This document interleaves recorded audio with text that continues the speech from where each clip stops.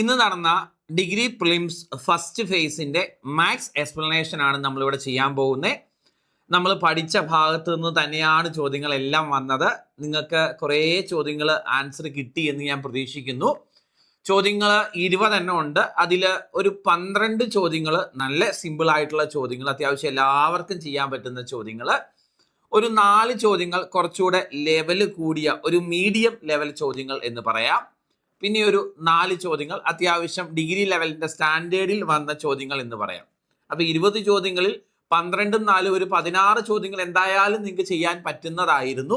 പിന്നെയുള്ള ഒരു 4 ചോദ്യങ്ങൾ അത്യാവശ്യം റാങ്ക് മേക്കിംഗ് ആയിട്ടുള്ള ചോദ്യങ്ങളായിരുന്നു.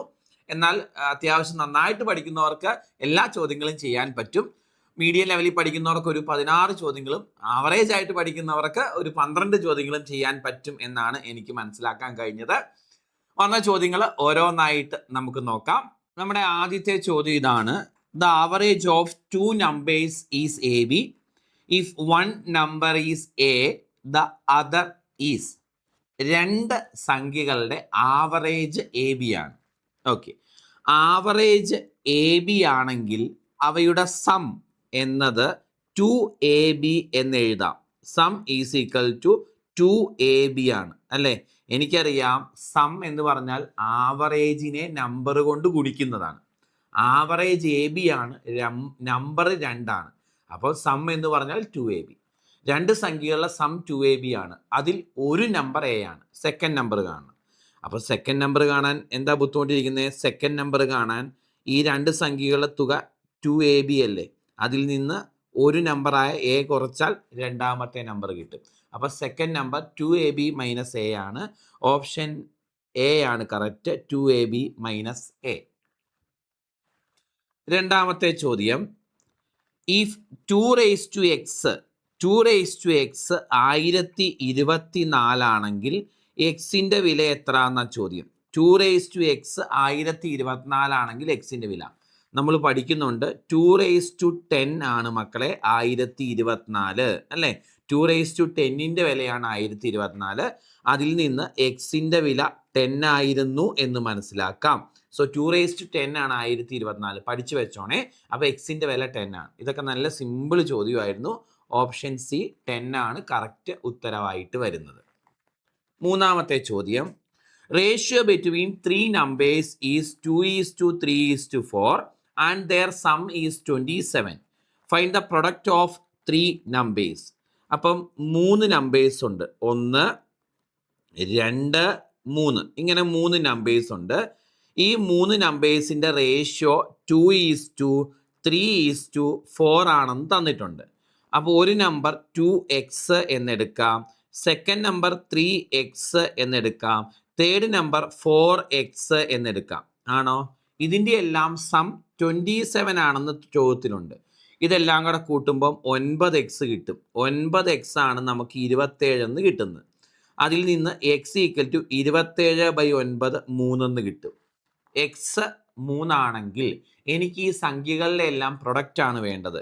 അതായത് 2x ഇൻറ്റു 3x ഇൻറ്റു 4xൻ്റെ വിലയാണ് വേണ്ടത്. ശരിയല്ലേ? ഗുണിക്കുമ്പം 24x³ എന്ന് വരും. ഇതാണ് തെറ്റാൻ സാധ്യത. 2x into 3x into 4x എന്ന് പറഞ്ഞാൽ 24x അല്ല, 24x³ ആണ്. ഈക്വൽ ടു എത്ര കിട്ടും മക്കളെ? കണ്ടുപിടിക്കണം അല്ലേ? അപ്പോൾ 24 ഇൻറ്റു എക്സ് 3 ആണെന്നറിയാം. എക്സിൻ്റെ ക്യൂബ് 27 ആണ്, 3ൻ്റെ ക്യൂബ്. ശരിയല്ലേ? അപ്പോൾ 24 ഇൻറ്റു 27 എന്ന് വരും. ആൻസർ 648 എന്നാണ് കിട്ടുന്നത് ഈ ചോദ്യത്തിൻ്റെ ആൻസർ. ഇവിടെ തെറ്റാനുള്ള ഒരു സാധ്യത 2x into 3x into 4x നമ്മൾ അറിയാതെ 24x എന്ന് എടുക്കും. അത് 24x³ ആണെന്ന് ഓർക്കണം. X into X into X ഗുണിക്കുമ്പോൾ x³ കിട്ടുന്നത് അല്ലേ? അവിടെ ഒരു തെറ്റ് വരാൻ സാധ്യതയുണ്ട്. ഉത്തരം ഓപ്ഷൻ ഡി ആണ്. 648 ആണ് കറക്റ്റ് ഉത്തരവായിട്ട് വരുന്നത്. നാലാമത്തെ ചോദ്യം നോക്കാം. Anand is thrice as good a workman as Bola and together they finish a piece of work in 15 days. How many days will Bola alone finish the job അല്ലേ? അപ്പം ആനന്ദ് 3 ഇരട്ടി എഫിഷ്യൻ്റ് ആണ്. ബൊല, നല്ല പേരല്ലേ? യെസ്, ബൊലയേക്കാൾ എന്ന് പറഞ്ഞിട്ടുണ്ട്. ആണോ? അങ്ങനെയല്ലേ വായിക്കുന്നത്? ബൊല ബോല ബോല എന്തേലും ആട്ടെ. ശരി, ആനന്ദ് ബോലയേക്കാൾ 3 ഇരട്ടി എഫിഷ്യൻ്റ് ആണ്. അപ്പം ആനന്ദിൻ്റെ എഫിഷ്യൻസി 3 എന്നും ബോലയുടെ എഫിഷ്യൻസി 1 എന്നും കൊടുക്കാം. ആനന്ദിൻ്റെ എഫിഷ്യൻസി എത്രയാ? 3. കാരണം ആനന്ദ് 3 ഇരട്ടി എഫിഷ്യൻ്റാ. ബൊലയുടെ എഫിഷ്യൻസി 1 കൊടുക്കാം. ശരിയാണോ? അപ്പോൾ ഇവരുടെ എഫിഷ്യൻസി ഒരാളുടെ 3ഉം ഒരാളുടെ 1. അപ്പോൾ രണ്ടുപേരുടെയും കൂടെ, ആനന്ദിൻ്റെയും ബൊലയുടെയും കൂടെ എഫിഷ്യൻസി നമുക്ക് എത്രയെന്ന് കിട്ടും? എഫിഷ്യൻസി നമുക്ക് 4 കിട്ടും. ആണോ? അപ്പം 4 എഫിഷ്യൻസി ഉള്ള ഇവർക്ക് ഒരുമിച്ച് ജോലി തീർക്കാൻ 15 ദിവസം വേണ്ടി വന്നു. ഇതൊക്കെ നമ്മൾ ടൈം ആൻഡ് വർക്കിൽ പഠിച്ച ചോദ്യങ്ങളാണ്. എങ്കിൽ ഒരു എഫിഷ്യൻസി ഉള്ള ബൊലയ്ക്ക് എത്ര ദിവസം വേണമെന്നാണ് ചോദ്യം. 4 എഫിഷ്യൻസി ഉള്ള ഇവർക്ക് 15 ദിവസം വേണ്ടി വന്നെങ്കിൽ ഒരു എഫിഷ്യൻസി ഉള്ള ബൊലയ്ക്ക് എത്ര ദിവസം? ഉത്തരം കാണാൻ നേരെ നേരെ ഗുണിക്കണം. 4 × 15 ഡിവൈഡഡ് ബൈ 1. അതായത് നമ്മുടെ ആൻസർ 60 എന്നാണ് കിട്ടുന്നത്. 60 ദിവസം. ഓപ്ഷൻ ഡി ആണ് കറക്റ്റ് ഉത്തരവായിട്ട് വരുന്നത്. അപ്പം ആനന്ദിൻ്റെ എഫിഷ്യൻസി 3 ഇരട്ടിയാണ് ബൊലയേക്കാൾ. അപ്പം 3 ആനന്ദിൻ്റെ, ബൊലയുടെ 1. രണ്ടുപേരുടെയും കൂടെ 4 എഫിഷ്യൻസി ഉള്ള ഇവർക്ക് ഒരുമിച്ച് 15 ദിവസം വേണ്ടി വന്നു. എങ്കിൽ ഒരു എഫിഷ്യൻസി മാത്രമുള്ള ബൊലയ്ക്ക് എത്ര ദിവസം വേണമെന്നറിയാൻ എഴുതുക. ക്രോസ് മൾട്ടിപ്ലിക്കേഷൻ അല്ല, നേരെ നേരെയാണ് ചെയ്യേണ്ടത്. ടൈം ആൻഡ് വർക്കിൽ ഇത്തരം ചോദ്യങ്ങൾ നമ്മൾ ചെയ്തിട്ടുണ്ട്. അടുത്ത ചോദ്യത്തിലേക്ക് വരാം. ഇത് 3D ജോമെട്രി എന്ന ഭാഗത്തു നിന്നുള്ള ചോദ്യമാണ്. ഒരു ക്യൂബോയിഡിൻ്റെ കേസാണ് മക്കളെ പറഞ്ഞേക്കുന്നത്, അല്ലേ? ഒരു ക്യൂബോയിഡിൻ്റെ കാര്യമാണ് പറഞ്ഞേക്കുന്നത്. ഒരു ക്യൂബോയിഡ്, അല്ലേ? യെസ്, നമുക്കൊരു ക്യൂബോയിഡ് വരയ്ക്കാം. നമ്മൾ ചതുരക്കട്ട എന്ന് പറയുന്നതാണ് ഈ ക്യൂബോയിഡ്, അല്ലേ? ഓർക്കുക, വോളിയം ഓഫ് എ പ്രിസം, ഒരു പ്രിസത്തിൻ്റെ വോളിയം എന്ന് പറഞ്ഞാൽ ബേസ് ഏരിയ ഇൻറ്റു ഹൈറ്റ് ആയിരിക്കും. ഏതൊരു പ്രിസത്തിൻ്റെയും വോളിയം, ഏതൊരു സ്തംഭത്തിൻ്റെയും വ്യാപ്തം, അതിൻ്റെ പാദവിസ്തീർണം ഇൻറ്റു ഉയരമായിരിക്കും. അപ്പോൾ ഈ സിലിണ്ടറിൻ്റെ ഉയരം നമുക്കറിയില്ല. ഉയരം h ആണെന്ന് വിചാരിക്കുക. ഉയരം കാണാനാണ് ചോദ്യം. ഓക്കെ, ഈ സിലിണ്ടറിൻ്റെ ബേസ് ഏരിയ നമുക്കറിയാം. ഈ സിലിണ്ടറിൻ്റെ ബേസ് ഏരിയ ചോദ്യത്തിൽ തന്നിട്ടുണ്ട്. എത്രയാണ് ബേസ് ഏരിയ തന്നേക്കുന്നത്? ഈ സിലിണ്ടറിൻ്റെ താഴ്വശത്തെ ഏരിയ, ഈ സിലിണ്ടറിൻ്റെ താഴ്വശത്തെ ഏരിയ 25 മീറ്റർ സ്ക്വയർ ആണെന്ന് പറഞ്ഞിട്ടുണ്ട്. ഇതിൻ്റെ വോളിയം 225 ആണെന്ന് തന്നിട്ടുണ്ട്. അപ്പോൾ എനിക്ക് ഹൈറ്റ് കാണാൻ ഞാൻ എന്ത് ചെയ്താൽ മതി? Volume divided by base area ചെയ്താൽ മതി. ശരിയാണോ? യെസ്, വോളിയം എന്ന് പറഞ്ഞാൽ 225, ബേസ് ഏരിയ എന്ന് പറഞ്ഞാൽ 25, അല്ലേ? നമുക്ക് കിട്ടും ആൻസർ 9.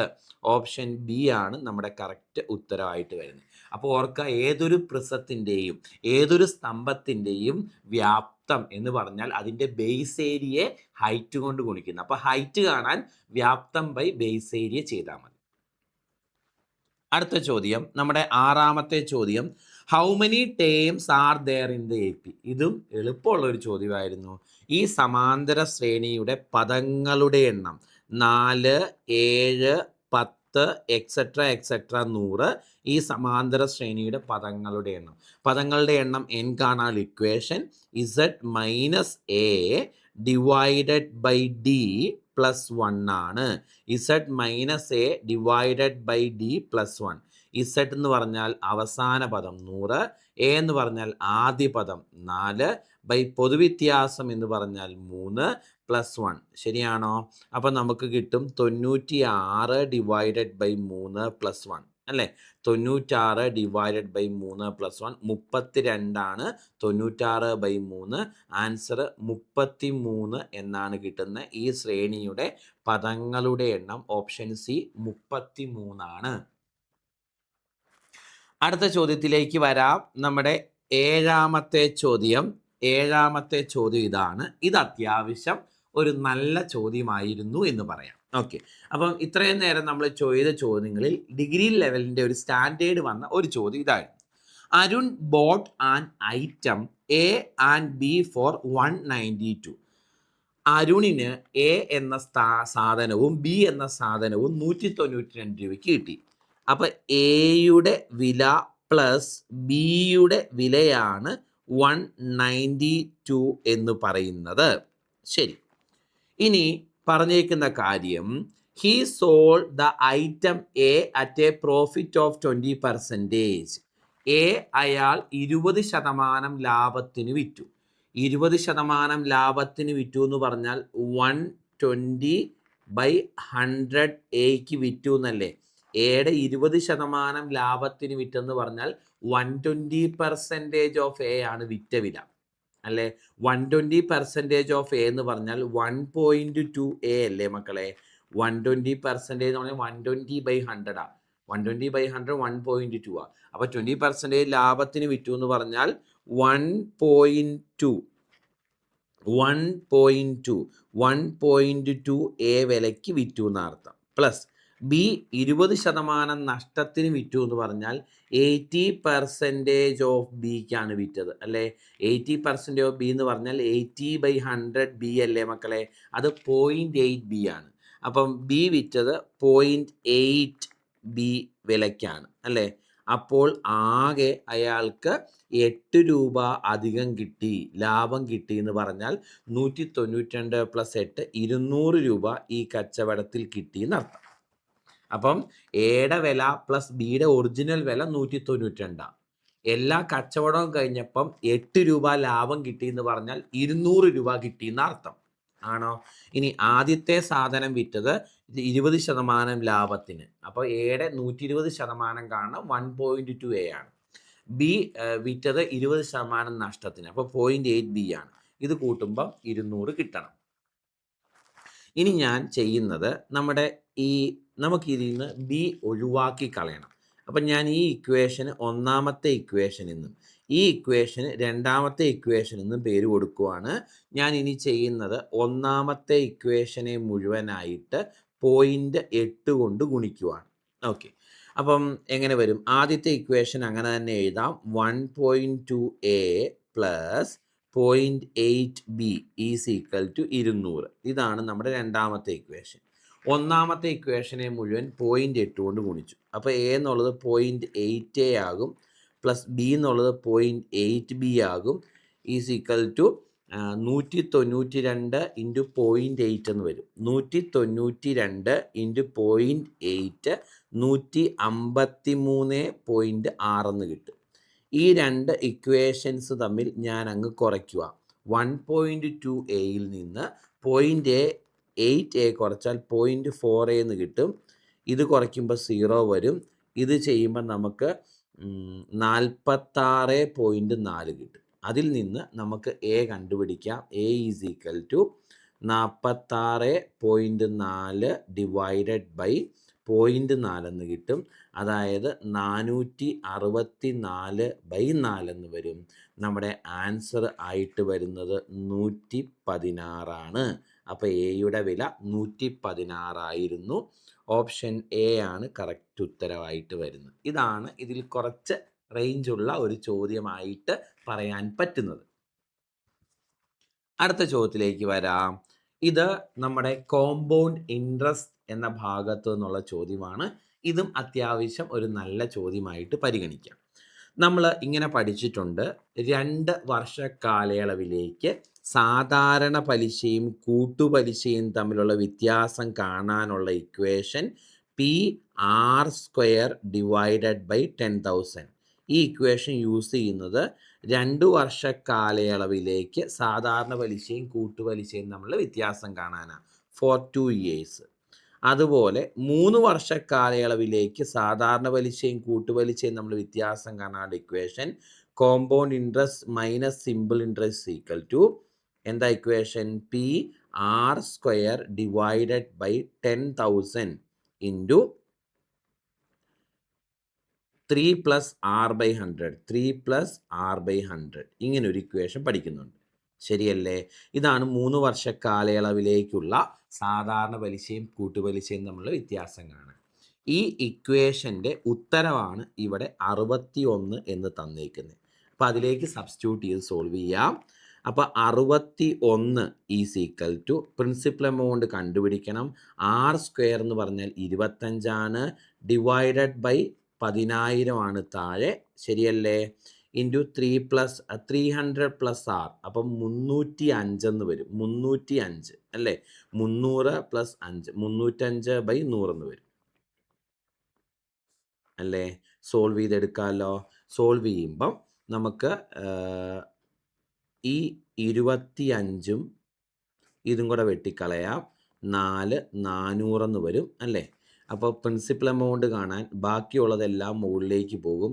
അപ്പോൾ 61 അവിടെ ഉണ്ട്. ഇൻറ്റു 400 ഇൻറ്റു 100 അല്ലേ, ഇൻറ്റു 100/305 എന്ന് വരും. ശരിയല്ലേ, 305. ഇനി നമുക്ക് 5 വെച്ചങ്ങ് വെട്ടിക്കളയാം. 5 വെച്ച് വെട്ടിയാൽ ഇത് 61 വരും. ഇത് 5 വെച്ച് വെട്ടിയാൽ 20 വരും അല്ലേ. ഇനി നമുക്ക് ഈ 61 വെട്ടിക്കളയാം. ആൻസർ 400 ഇൻറ്റു 20 8000 കിട്ടും. ഓക്കെ, സോ ഈ ചോദ്യത്തിൻ്റെ ആൻസർ ഓപ്ഷൻ സി ആണ് കറക്റ്റ്, 8000. അപ്പം 3 വർഷ കാലയളവിലേക്കുള്ള വ്യത്യാസം കാണാൻ ഇക്വേഷനിലേക്ക് സബ്സ്റ്റിറ്റ്യൂട്ട് ചെയ്യുന്നതാണ് നല്ലത്. അല്ലെങ്കിൽ 1331 മെത്തേഡിലേക്ക് ഓപ്ഷൻസ് ഇട്ട് കൊടുത്ത് ചെയ്ത് നോക്കുമ്പം എപ്പോഴാണ് വ്യത്യാസം 61 വരുന്നത് എന്ന് ചെക്ക് ചെയ്താലും മതി. അങ്ങനെയും ചെയ്യാം.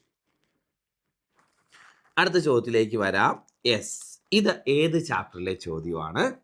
ഇത് ഏത് ചാപ്റ്ററിലെ ചോദ്യമാണ്? അപ്പം നിങ്ങൾ പറയും ഇത് സിംപ്ലിഫിക്കേഷൻ ആണ്. മക്കളെ, ഇത് LCM ആൻഡ് HCFിൻ്റെ ചോദ്യമാണ്, പ്രത്യേകിച്ച് HCFിൻ്റെ ചോദ്യമാണ്.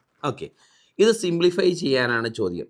6387 ഡിവൈഡഡ് ബൈ 8516. ഇത് വെട്ടിച്ചെറുതാക്കാനാണ് ചോദ്യം. ഇത് വെട്ടിച്ചെറുതാക്കാൻ നോക്കുമ്പം എന്താ പ്രശ്നം എന്ന് ചോദിച്ചാൽ, പെട്ടെന്നൊരു സംഖ്യ 2 കൊണ്ട് പറ്റില്ല, പെട്ടെന്നൊരു സംഖ്യ കിട്ടില്ല ഇത് വെട്ടിച്ചെറുതാക്കാൻ. അപ്പം നമ്മൾ ആദ്യം ചെയ്യേണ്ടത് ഈ 2 സംഖ്യകളുടെ HCF കാണണം, highest common factor. Highest common factor കിട്ടിയാൽ വേഗം വെട്ടിച്ചെറുതാക്കാം. ഇനി HCF കാണാൻ നമ്മളൊരു ഡിവിഷൻ മെത്തേഡ് പഠിച്ചായിരുന്നു. വലിയ സംഖ്യകളുടെ HCF കാണാൻ ഡിവിഷൻ മെത്തേഡാണ് നല്ലതെന്ന് പഠിച്ചായിരുന്നു അല്ലേ. അതിൽ ചെയ്യുന്നത് വലിയ സംഖ്യേനെ 8516, വലിയ സംഖ്യേനെ ചെറിയ സംഖ്യ കൊണ്ട് ഡിവൈഡ് ചെയ്യണം അല്ലേ. 6387 എത്ര തവണ? ഒരു തവണ. 6387 ഡിഫറൻസ് എടുക്കണം. ശരിയാണോ? ഡിഫറൻസ് എടുക്കുമ്പോൾ നമുക്ക് കിട്ടുന്നത് 2129 എന്നാണ്. ശരിയല്ലേ? ഇനി കിട്ടിയ ശിഷ്ടം ഇതിൽ അടങ്ങുമോ എന്ന് നോക്കണം. അടങ്ങുമെങ്കിൽ ഈ ശിഷ്ടമായിരിക്കും HCF. ഞാൻ നോക്കി, ഇപ്പം 2129 ഇൻറ്റു 3 6387, അതായത് അടങ്ങും. അതായത് ഈ 2 സംഖ്യകളുടെ HCF എന്ന് പറഞ്ഞാൽ അത് 2129. അപ്പം HCF ആയ 2129 കൊണ്ട് ഇതിനെ വെട്ടുമ്പോൾ 3 തവണ എന്ന് കിട്ടും. HCF ആയി 2129 കൊണ്ട് ഇതിനെ വെട്ടുമ്പോൾ 4 തവണ എന്ന് കിട്ടും. ആൻസർ 3/4 ആണ് കറക്റ്റ്. കണ്ടോ? ഇങ്ങനെയാണ് ഈ കണക്ക് ചെയ്യേണ്ടത്. HCFിൻ്റെ ചോദ്യങ്ങളിൽ ഇത്തരം ചോദ്യങ്ങളുണ്ട്. ക്ലിയർ ആണോ? അപ്പോൾ HCF കണ്ടുപിടിക്കാൻ ഡിവിഷൻ മെത്തേഡ്, വലിയ സംഖ്യകൾ വരുമ്പം ഫാക്ടറൈസേഷൻ ചെയ്യുന്നതിനേക്കാൾ നമുക്ക് എളുപ്പം ഡിവിഷൻ മെത്തേഡിലേക്ക് ഉത്തരം കണ്ടുപിടിക്കുന്നതാണ്. അപ്പോൾ ഡിവിഷൻ മെത്തേഡിൽ നമുക്ക് ഉത്തരം കണ്ടുപിടിക്കാൻ പറ്റും. ഡിവിഷൻ മെത്തേഡിൽ ആദ്യം HCF കാണണം. HCF എത്രയാണോ അതാണ് അതിൻ്റെ highest common factor. Highest common factor വെച്ച് വെട്ടിക്കളയുകയാണെങ്കിൽ ഒറ്റ വെട്ടിൽ ഉത്തരം കിട്ടും. മുന്നോട്ട് വരാം. 60ാമത്തെ ചോദ്യം. If 20% of sum of M items is its average, then what is the value of M? Okay, നമുക്ക് സം എന്നത് എസ് എന്നെടുക്കാം. നമ്പേഴ്സിൻ്റെ എണ്ണം ഓൾറെഡി തന്നിട്ടുണ്ട്. നമ്പേഴ്സിൻ്റെ എണ്ണം M ആണെന്ന് തന്നിട്ടുണ്ട്. കുറേ നമ്പേഴ്സ് ഉണ്ട്, അതിൻ്റെ എണ്ണം M, അതിൻ്റെ എല്ലാം സം എസ് എന്നങ്ങ് അസ്യൂം ചെയ്തു. അപ്പോൾ എനിക്കറിയാം ആവറേജ് എന്ന് പറഞ്ഞാൽ നമുക്കറിയാം സം ഡിവൈഡഡ് ബൈ നമ്പറാണ്. ആവറേജ് എന്ന് പറഞ്ഞാൽ സം ഡിവൈഡഡ് ബൈ നമ്പറാണ്. ആണോ? സം എസ് ആണ്, നമ്പർ M ആണ്. ശരിയല്ലേ? ഇനി ആവറേജ് എന്ന് പറഞ്ഞാൽ സമ്മിൻ്റെ 20% ആണ്. 20% ഓഫ് എസ് ആണ് ആവറേജ്. അപ്പോൾ 20% ഓഫ് സം എസ് എന്നല്ലേ എടുത്തത്, എസ് ആണ് ആവറേജ്. അതായത് 20/100 എസ് എന്ന് പറഞ്ഞാൽ 0.2 എസ് ആണ് ആവറേജ്. അപ്പോൾ ആവറേജിൻ്റെ സ്ഥാനത്ത് ഞാൻ 0.2 എസ് എന്ന് കൊടുത്തു. ഇത്രേ ഉള്ളൂ പരിപാടി. ഉത്തരവായി. എസ്സും വെട്ടിപ്പോയി. ഈ M കാണാൻ M മുകളിലേക്ക് വരും. അപ്പം ഇവിടെ ഒരു 1 ഉണ്ട്, താഴെ 0.2 വരും. 1/0.2 എന്ന് പറഞ്ഞാൽ 10/2 ആണ്, എന്ന് പറഞ്ഞാൽ 5 ആണ്. അപ്പം 5 ആണ് ഇവിടെ എണ്ണം ആയിട്ട് വരുന്നത്. ഓപ്ഷൻ സി ആണ് കറക്റ്റ്. ഒന്നുകൂടെ പറയട്ടെ മക്കളെ, സം എം നമ്പേഴ്സ് ഉണ്ട്. നമ്പേഴ്സിൻ്റെ എണ്ണം എം ആണ്. ഈ നമ്പേഴ്സിൻ്റെ എല്ലാം സം എസ് എന്ന് എടുത്തു. അപ്പോൾ ആവറേജിൻ്റെ ഇക്വേഷൻ നമ്മളെല്ലാം പഠിച്ചിട്ടുണ്ട്. Average equal to sum by number എന്ന് നമ്മൾ പഠിച്ചിട്ടുണ്ട്. ആണോ? Average equal to sum by number എന്ന് നമ്മൾ പഠിച്ചിട്ടുണ്ട്. ആണോ? Average equal to sum by number എന്ന് പഠിച്ചിട്ടുണ്ട്. സം എസ് ആണ്, നമ്പറിൻ്റെ എണ്ണം എം ആണ്. Average equal to S by M എന്ന് എഴുതാം. ആണോ? ഇനി ആവറേജ് എന്ന് പറഞ്ഞാൽ 20% ഓഫ് എസ് സം ആണെന്ന് പറഞ്ഞിട്ടുണ്ട്. അതായത് 0.2 എസ് ആണ് ആവറേജ്. അപ്പോൾ ആവറേജിന് സ്ഥാനത്ത് 0.2 എസ് എന്ന് കൊടുത്തു. ലെഫ്റ്റും റൈറ്റും ഉള്ള എസ് വെട്ടിക്കളഞ്ഞു. അപ്പം എം കാണാൻ എം മുകളിലേക്ക് പോയി, 1ൻ്റെ താഴേക്ക് 0.2 വന്നു. എം ഈസിക്കൽ 1/0.2 എന്ന് വന്നു. എം ഈസിക്കൽ ടു 5 എന്ന് കിട്ടി. നെക്സ്റ്റ് ക്വസ്റ്റ്യനിലേക്ക് വരാം. അത് അത്യാവശ്യം ഒരു നല്ല ചോദ്യമായിരുന്നു. കാരണം പെട്ടെന്ന് അങ്ങ് ആലോചിച്ച് കിട്ടാൻ സാധ്യതയില്ലാത്ത, അർത്ഥം മനസ്സിലാവുകയില്ലാത്തൊരു ചോദ്യമായിരുന്നു. അത് അത്യാവശ്യം നല്ല ചോദ്യമായിട്ട് പരിഗണിക്കാം കേട്ടോ. ഇനി അടുത്തത് ക്ലോക്കിൻ്റെ ചോദ്യം. ഇതും അത്യാവശ്യം നല്ല ചോദ്യമായിരുന്നു. ഡിഗ്രി ലെവലിൻ്റെ സ്റ്റാൻഡേർഡിൽ വരുന്ന ഇത്തരം ചോദ്യങ്ങളൊക്കെ ക്ലോക്കിൽ നമ്മൾ ചെയ്ത് പഠിച്ചിട്ടുണ്ട്. സോ ഇത് ക്ലോക്കിൻ്റെ അത്യാവശ്യം റേഞ്ചിൽ വരുന്ന ഒരു ചോദ്യമാണ്. The clock was set on Monday at 7:40 AM. അതായത് ഒരു ക്ലോക്ക് രാവിലെ 7:40 സമയം ശരിയാക്കി വെച്ചു. If the clock gains 10 minutes per hour, ഒരു മണിക്കൂറിൽ 10 മിനിറ്റ് കൂടുതലോടും ഈ clock. What will be the time in the clock on Tuesday 11:10 AM? പിറ്റേ ദിവസം ട്യൂസ്ഡേ, തിങ്കളാഴ്ചത്തെ കാര്യം പറഞ്ഞ് പിറ്റേ ദിവസം 11:10 ആകുമ്പോൾ ക്ലോക്കിലെ സമയം എത്രയായിരിക്കും? ശരി മക്കളെ, 7:40 സമയം ശരിയാക്കി വെച്ചു എന്നല്ലേ പറഞ്ഞേക്കുന്നേ? 7:40 സമയം ശരിയാക്കി വെച്ചു. പിറ്റേ ദിവസം 11:10 യഥാർത്ഥത്തിലാകുമ്പം ക്ലോക്കിലെ സമയം എത്രയായിരിക്കുന്ന ചോദ്യം. എനിക്കറിയാം ഒരു മണിക്കൂറിൽ ഈ ക്ലോക്ക് 10 മിനിറ്റ് കൂടുതലോടും. അപ്പം രാവിലെ 7:40 സമയം ശരിയാക്കി വെച്ചു. പിറ്റേ ദിവസം 11:10 AM ആകുമ്പം ക്ലോക്കിലെ സമയം എത്ര? യഥാർത്ഥ സമയം 11:10 AM ആകുമ്പോൾ ക്ലോക്കിലെ സമയം എത്ര? അപ്പോൾ ആദ്യം നമുക്ക് 7:40 ടു 11:10 എത്ര മണിക്കൂറുണ്ടെന്ന് നോക്കാം. 7:40 AM മുതൽ പിറ്റേ ദിവസം രാവിലെ 7:40 AM വരെ 24 മണിക്കൂറുണ്ട്. ശരിയാണോ? ഇനി പിറ്റേ ദിവസം 7:40 ടു 8:40 9:40 10:40 വീണ്ടും ഒരു 3 മണിക്കൂറും കൂടെ ഉണ്ട്. 10:40 കഴിഞ്ഞ് 11:10 ആവാൻ ഒരു 30 മിനിറ്റും കൂടെ ഉണ്ട്. അപ്പോൾ എനിക്ക് മനസ്സിലായി ആകെ 27.5 മണിക്കൂറാണുള്ളത്. 27.5 മണിക്കൂർ. 7:40 മുതൽ 11:10 AM വരെ 27.5 മണിക്കൂറുണ്ട്. 7:40 മുതൽ 11:10 AM വരെ 27.5 മണിക്കൂറുണ്ട്. ഒന്നുകൂടെ പറയട്ടെ. 7 AM മുതൽ പിറ്റേ ദിവസം 7:40 AM മുതൽ പിറ്റേ ദിവസം 7:40 AM വരെ 24 മണിക്കൂർ. അതാണ് 24. പിറ്റേ ദിവസം 7:40 മുതൽ 8:40 9:40 10:40 വരെ വീണ്ടും ഒരു 3 മണിക്കൂർ. അതാണ് ഈ 3 മണിക്കൂർ. 10:40 കഴിഞ്ഞാൽ 11:10 വരെ വീണ്ടും ഒരു 30 മിനിറ്റ്. അപ്പോൾ 27 30 27.5 മണിക്കൂറുണ്ട്. എനിക്കറിയാം ഈ ക്ലോക്ക് ഒരു മണിക്കൂറിൽ 10 മിനിറ്റ് കൂടുതലോടും. അപ്പം 27.5 മണിക്കൂർ കൊണ്ട് 27 × 10 അതായത് 275 മിനിറ്റ് കൂടുതലോടും. ഒരു മണിക്കൂറിൽ 10 മിനിറ്റ് കൂടുതലോടും. 27.5 മണിക്കൂർ കൊണ്ട് 27.5 × 10 275 മിനിറ്റ് കൂടുതലോടും. 275 മിനിറ്റ് എന്ന് പറഞ്ഞാൽ 6×4 അല്ലേ? അപ്പം 4 മണിക്കൂറും 35 മിനിറ്റുമാണിത്. 4 മണിക്കൂറും 35 മിനിറ്റും. 6×4 240 മിനിറ്റ്. അപ്പോൾ 240 മിനിറ്റ് 4 മണിക്കൂറാണ്. പിന്നെ ഒരു 35 മിനിറ്റും കൂടെ. അപ്പം യഥാർത്ഥ സമയം 11:10 യഥാർത്ഥ സമയം 11:10 ഈ ക്ലോക്കിൽ ഒരു 4 മണിക്കൂർ 30 മിനിറ്റും കൂടെ എക്സ്ട്രാ ഓടിക്കാണും. ഒരു 4 മണിക്കൂർ 35 മിനിറ്റും കൂടെ എക്സ്ട്രാ ഓടിക്കാണും. അപ്പോൾ ഇത് കൂട്ടുമ്പം 45 വരും. 11ഉം 4ഉം കൂടെ കൂട്ടുമ്പോൾ 12, 1, 2, 3. ആൻസർ 3:45 എന്നാണ് ഉത്തരം കിട്ടുന്നത്. നമ്മുടെ ഉത്തരം ആയിട്ട് വരുന്നത് ഓപ്ഷൻ എ ആണ്. കറക്റ്റ് ഉത്തരമായിട്ട് വരുന്നത് ഓപ്ഷൻ എ ആണ്. ഒന്നുകൂടെ പറയട്ടെ.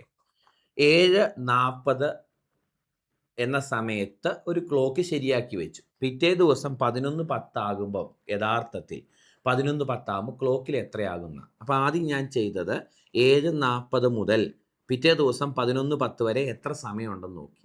അങ്ങനെ നോക്കിയപ്പം 27.5 മണിക്കൂറുണ്ടെന്ന് കിട്ടി. 1 മണിക്കൂറിൽ 10 മിനിറ്റ് എക്സ്ട്രാ ഓടുന്ന ക്ലോക്ക് 27.5 മണിക്കൂർ കൊണ്ട് 27 × 10 275 മിനിറ്റ് കൂടുതൽ ഓടും.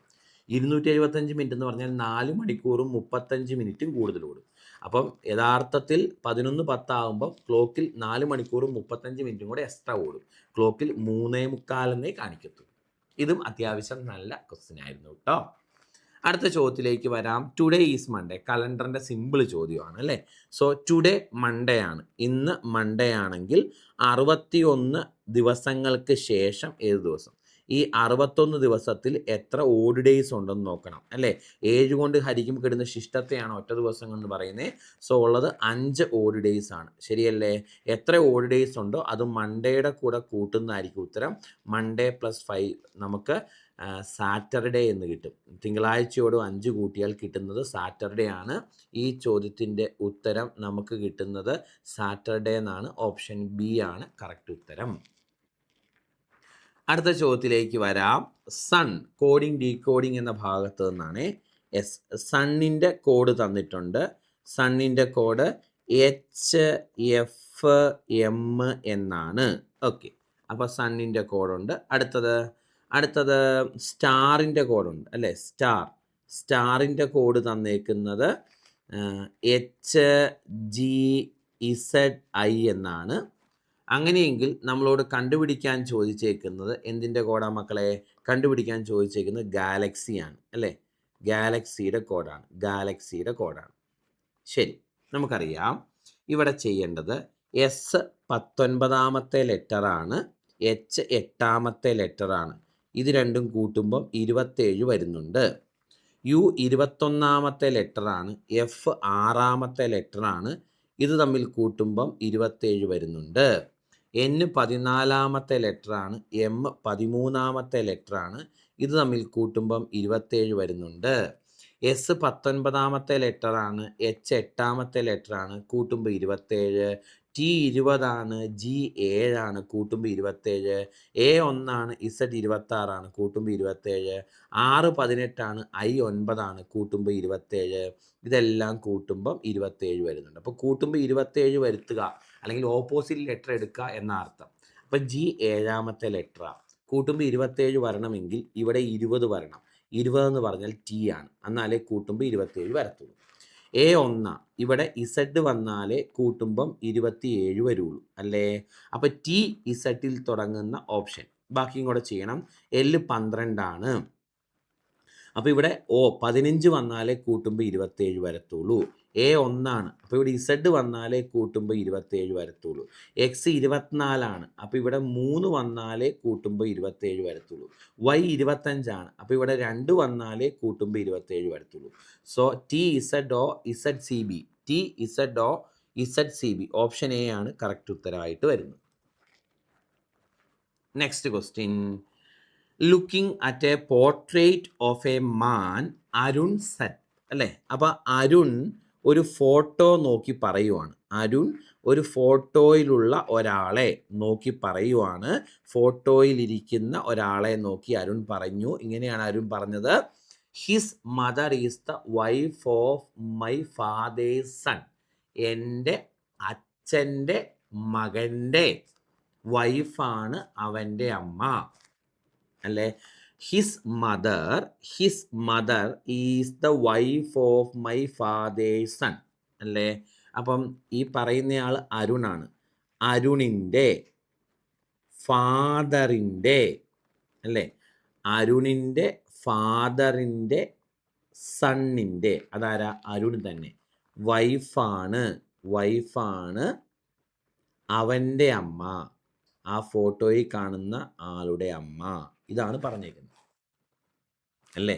ഹിസ് മദർ, ആ ഫോട്ടോയിൽ കാണുന്ന ആളുടെ അമ്മ എന്ന് പറയുന്നത് ഈ അരുണിൻ്റെ അച്ഛൻ്റെ മകൻ്റെ വൈഫാണ്. അപ്പം നമുക്ക് മനസ്സിലാക്കാൻ പറ്റുന്ന കാര്യം, ഈ അരുണും ആ പയ്യനും തമ്മിൽ അച്ഛനും മകനുമാണ്. At whose portrait was Arun looking, ആരുടെ ഫോട്ടോയാണ് അരുൺ നോക്കിക്കൊണ്ടിരുന്നത് എന്ന് ചോദിച്ചാൽ അവൻ്റെ മകൻ്റെ ഫോട്ടോയാണ് അരുൺ നോക്കിക്കൊണ്ടിരുന്നത്. ഇനി ഈ അരുണിന് no brother no or sister, സഹോദരന്മാരോ സഹോദരിമാരോ ഒന്നുമില്ല എന്ന് പറഞ്ഞിട്ടുണ്ട്. അപ്പോൾ അച്ഛൻ്റെ ഒരേ ഒരു മകനാണ് അരുൺ. ഓക്കെ, അപ്പോൾ അരുണിൻ്റെ വൈഫ് മകന്. അപ്പോൾ എനിക്ക് മനസ്സിലായി ആ ഫോട്ടോയിലുള്ള ആൾ അരുണിൻ്റെ മകനാണ്. നെക്സ്റ്റ് ക്വസ്റ്റ്യനിലേക്ക് വരാം.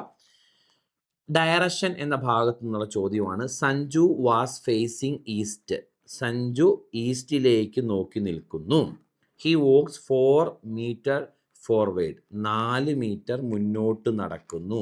സോ 4 മീറ്റർ മുന്നോട്ട് നടക്കുന്നു എന്ന് പറഞ്ഞിട്ടുണ്ട് അല്ലേ. 4 മീറ്റർ മുന്നോട്ട് നടക്കുന്നു, മുന്നോട്ട് 4 മീറ്റർ നടക്കുന്നു. ഈസ്റ്റിലേക്ക് 4 metre. After turning to his right, വലത്തോട്ട് തിരിഞ്ഞിട്ട് 3 മീറ്റർ നടക്കുന്നു എന്ന് പറഞ്ഞിട്ടുണ്ട്. വലത്തോട്ടെന്ന് പറഞ്ഞാൽ താഴേക്ക്, വലത്തോട്ട് തിരിഞ്ഞ് 3 മീറ്റർ നടക്കുന്നു എന്ന് പറഞ്ഞിട്ടുണ്ട്. വലത്തോട്ട് തിരിഞ്ഞ് 3 മീറ്റർ നടക്കുന്നു. വീണ്ടും വലത്തോട്ട് തിരിഞ്ഞ് 4 മീറ്റർ നടക്കുന്നു എന്ന് പറഞ്ഞിട്ടുണ്ട്. വീണ്ടും വലത്തോട്ടെന്ന് പറഞ്ഞാൽ ഇങ്ങോട്ടാണ്, 4 മീറ്റർ നടക്കുന്നു എന്ന് പറയുമ്പോൾ ഇങ്ങോട്ട് അല്ലേ. 4 മീറ്റർ നടക്കുന്നു എന്ന് പറഞ്ഞിട്ടുണ്ട്. 4 മീറ്റർ. അപ്പോൾ ആദ്യം വലത്തോട്ട് തിരിയുന്നു, വീണ്ടും വലത്തോട്ട് തിരിയുന്നു. Turning his right, walked 3 metre, again he turn to his right and walked 4 metre. After this he turn back, അതിനുശേഷം അവൻ പുറകോട്ട് തിരിയുന്നു അല്ലേ. എന്നിട്ട് നിൽക്കുന്നു, പുറകോട്ട് തിരിഞ്ഞ് നിൽക്കുന്നു. Turn back. ഇപ്പോൾ ഏത് ദിശയിലേക്കാണ്, ഡയറക്ഷനിലേക്കാണ് നിൽക്കുന്നതെന്ന് ചോദിച്ചാൽ ഇപ്പം അവൻ നിൽക്കുന്നത് ഈസ്റ്റ് ഡയറക്ഷനിലേക്ക്. ഇത് ഈസ്റ്റ് അല്ലേ മക്കളെ. സോ നമ്മുടെ ചോദ്യത്തിൻ്റെ ആൻസർ ഓപ്ഷൻ സി ആണ് കറക്റ്റ്, ഈസ്റ്റ്. അടുത്ത ചോദ്യം എസ്, ഇത് കോഡിംഗ് ആൻഡ് ഡീകോഡിങ്ങിൻ്റെ ഭാഗമാണ്. WRAEKF,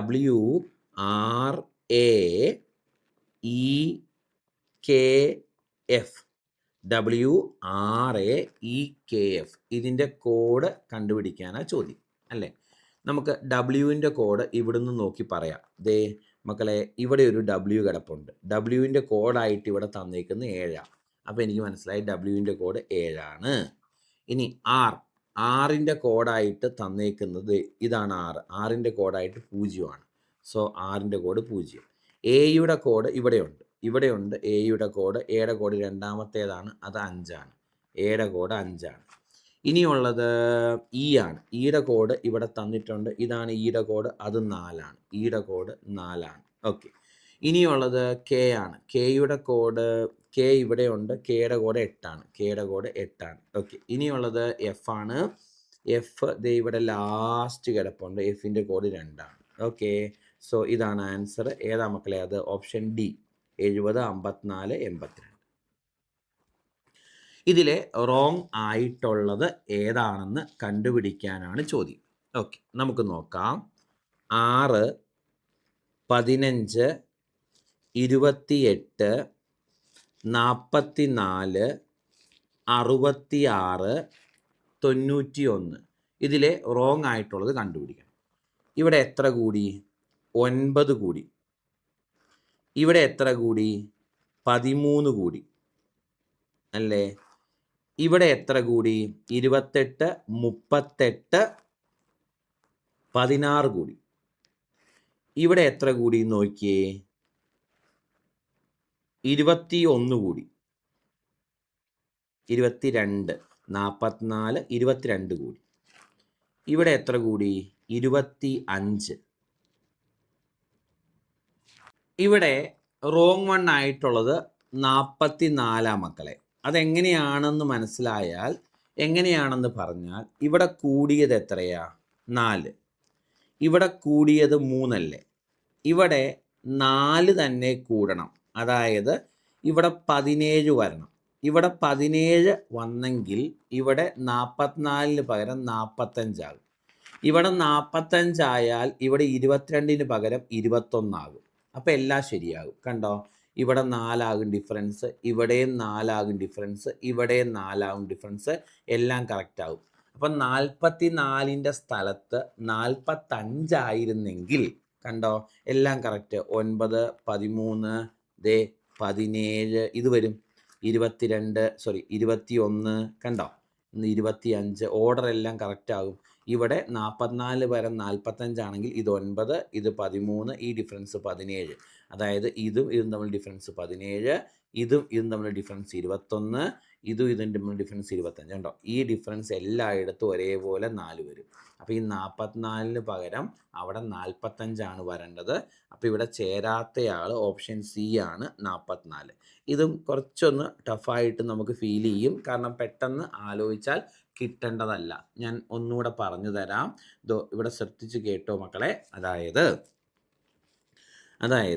6 15 9 difference, 15 28 13 difference, 28 44 16 difference. അപ്പോൾ ഇവിടെ ഡിഫറൻസ് എടുക്കുമ്പോൾ 4 വരും, ഇവിടെ ഡിഫറൻസ് എടുക്കുമ്പോൾ 3 വരുന്നത്. അതും കൂടെ 4 ആക്കണമെങ്കിൽ ഈ 16ൻ്റെ സ്ഥാനത്ത് 17 വരണം.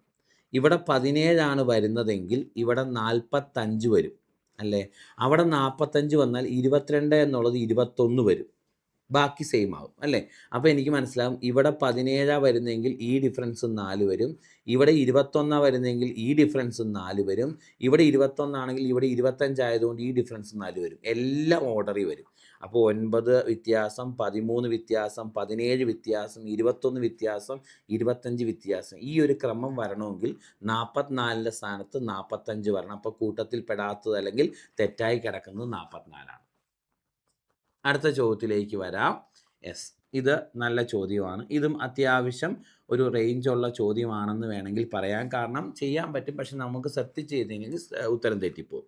അതായത് ഇവിടെ ഈ സൈനുകൾ ഇൻറ്റുവും മൈനസും അങ്ങോട്ടും ഇങ്ങോട്ടും മാറ്റണം, 2ഉം 5ഉം അങ്ങോട്ടും ഇങ്ങോട്ടും മാറ്റണം എന്നാണ് അവർ പറഞ്ഞേക്കുന്നത്. ഓക്കെ, അപ്പം ഒന്നാമത്തെ ക്വസ്റ്റ്യൻ 10 അങ്ങനെ തന്നെ എഴുതി, ഡിവിഷന് മാറ്റമൊന്നും വരുത്തണ്ട. ഇനി 2 എന്നുള്ളത് 5 എന്ന് മാറ്റണം, ഇൻറ്റു എന്നുള്ളത് മൈനസ് എന്ന് മാറ്റണം, 3 അങ്ങനെ തന്നെ എഴുതാം, പ്ലസ് അങ്ങനെ തന്നെ എഴുതാം, 5 എന്നുള്ളത് 2 എന്ന് മാറ്റണം, മൈനസ് എന്നുള്ളത് ഇൻറ്റു എന്ന് മാറ്റണം, 6. ഇതാണ് സോൾവ് ചെയ്യേണ്ടത്. ഇതിൻ്റെ ഉത്തരം 11 എന്നാണ് പറഞ്ഞേക്കുന്നത്. ശരിയാണോ നോക്കണം. ആദ്യം നമുക്ക് ഈ ഡിവിഷൻ ചെയ്യാം. ഡിവിഷൻ ചെയ്യുമ്പോൾ 2 വരും, 2 മൈനസ് 3 പ്ലസ് 2 ഇൻറ്റു 6 12 എന്ന് വരും. അപ്പോൾ ഇത് -1 പ്ലസ് 12 എന്ന് വരും, ഈക്വൽ ടു 11 എന്ന് കിട്ടും. ഇവിടെ കിടക്കുന്ന ഉത്തരം 11 എന്ന് തന്നെയാണ്. അപ്പോൾ കറക്റ്റാണ്. അപ്പോൾ ഒന്നാമത്തേത് കറക്റ്റാണ്. ഇനി നമുക്ക് 2 ഒന്ന് ചെയ്ത് നോക്കാം.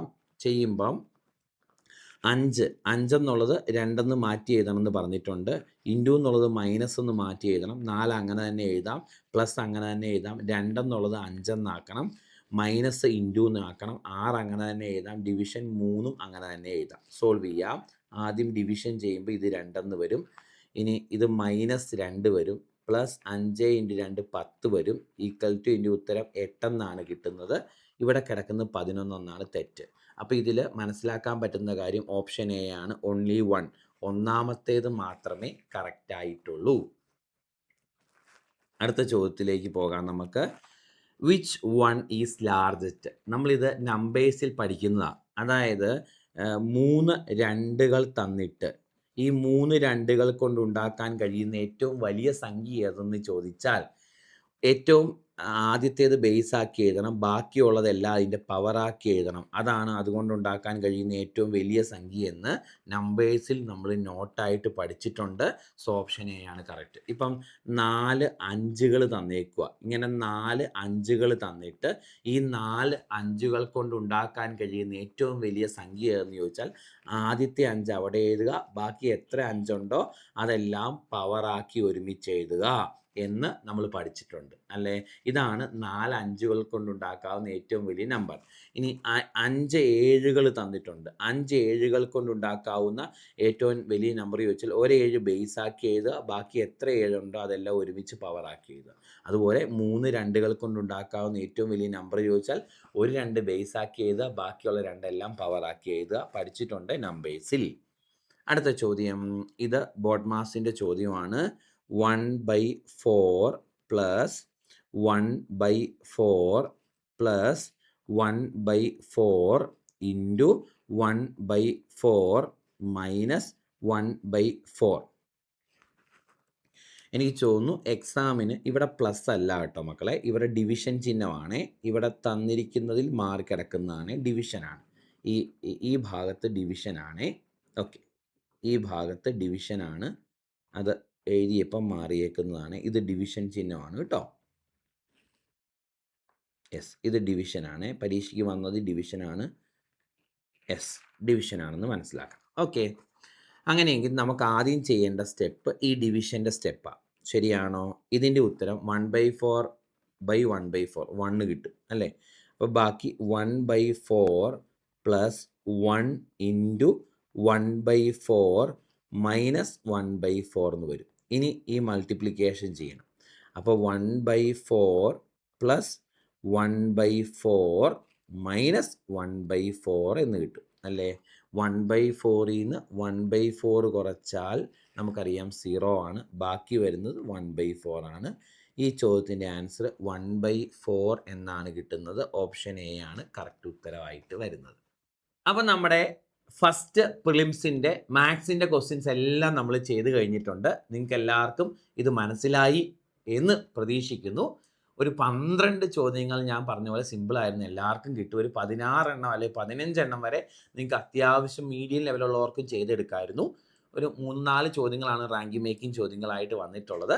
എന്തായാലും ഈ മോഡൽ ചോദ്യങ്ങളായിരിക്കും ഇനിയുള്ള പരീക്ഷയ്ക്കും വരുന്നത്. അപ്പം നന്നായിട്ട് ഇത്തരം ചോദ്യങ്ങളൊന്ന് പ്രാക്ടീസ് ചെയ്യുക. പരീക്ഷയ്ക്ക് ഇനി നന്നായിട്ട് ഒന്നുകൂടെ ആഞ്ഞു ശ്രമിക്കുക പരീക്ഷ ഇനിയുള്ളവർക്ക് കേട്ടോ. അപ്പം അടുത്ത പാർട്ട് വീഡിയോയിൽ അല്ലെങ്കിൽ അടുത്ത ക്ലാസ്സിൽ കാണാം. Bye bye.